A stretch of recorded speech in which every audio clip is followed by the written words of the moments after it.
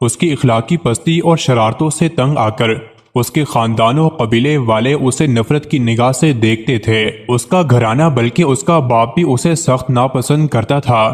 گھر، خاندان اور قبیلے کی نفرت انگیز نگاہوں کی تاب نہ لا کر وہ ایک دن مکہ کی گھاٹیوں کی طرف نکل پڑا۔ اس کی نظر پہاڑ کی ایک کھو پر پڑی۔ سوچا ممکن ہے اس کے اندر کوئی موذی جانور ہو جو مجھے موت کے گھاٹ اتار دے۔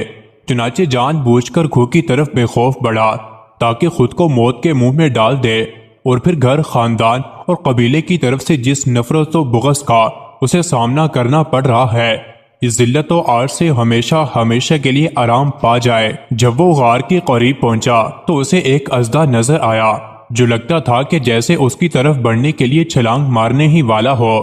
یہ دیکھ کر وہ کسی خطرے کی پرواہ کیے بغیر اژدہے کی جانب بڑھنے لگا۔ جب اژدہے کے نزدیک ہوا تو اس نے دیکھا کہ وہ تو